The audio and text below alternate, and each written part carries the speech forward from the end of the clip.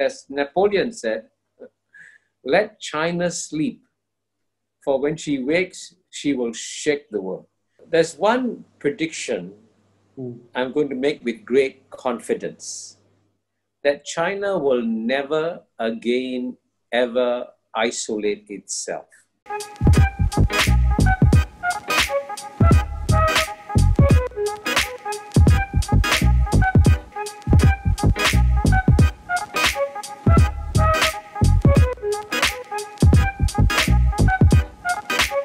In some ways, it's true. It's too early to tell whether the US or China will win this geopolitical contest. But at the same time, it's not too early to say that China can win.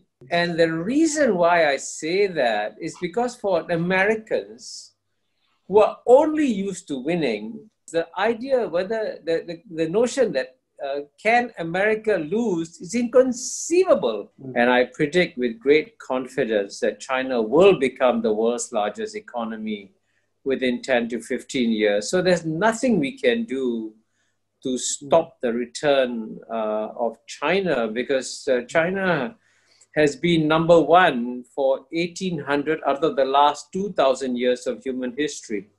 So when China comes back to having the largest economy in the world, it's a perfectly natural development that cannot be stopped. Whatever China does, it must never, ever underestimate the United States of America.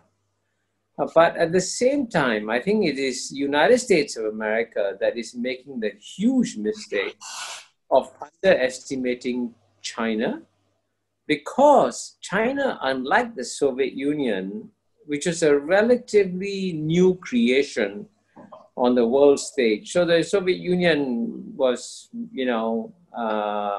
less than 100 years old, right? The Chinese civilization has been around for 4,000 to 5,000 years. The Soviet Union's population, even at the height, was smaller than that of United States of America.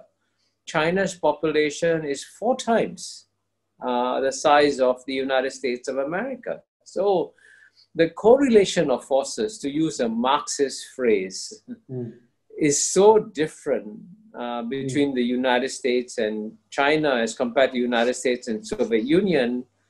And so the Soviet Union never ever came close to having a larger economy than the United States of America. China already has a larger economy than the United States of America in purchasing power parity terms. It's very obvious to every Asian who knows China that the goal of the Chinese Communist Party is not to revive communism or to export communism to the world. The Chinese Communist Party is only an instrument that is used by the Chinese leaders to govern China.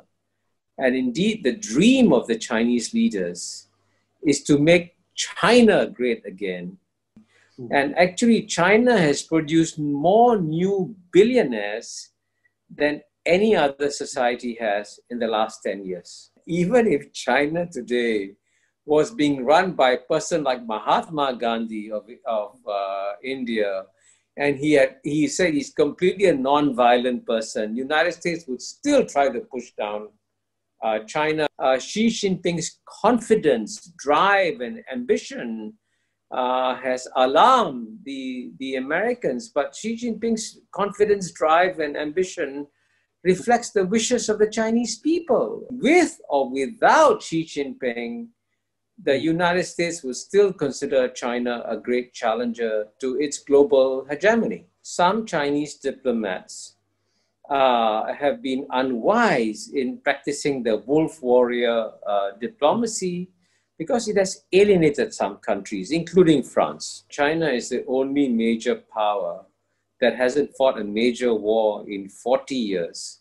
Since the Sino-Vietnamese War of 1979. China is not expansionist, but I don't think the Chinese have any desire to conquer territories anywhere around the world. As Napoleon said, let China sleep, for when she wakes, she will shake the world.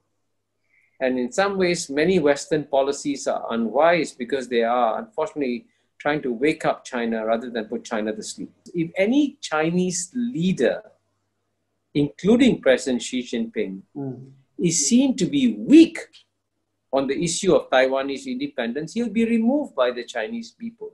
If the boat catches fire, the stupidest thing we can do is argue about who started the fire. We should first cooperate to put out the fire. And therefore, what the Trump administration did when COVID-19 broke out was absolutely stupid.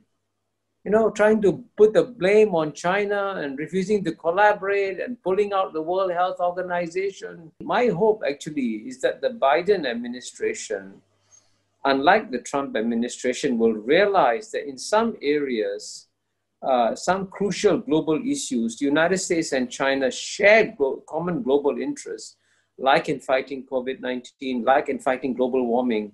There's one prediction I'm going to make with great confidence, that China will never again ever isolate itself.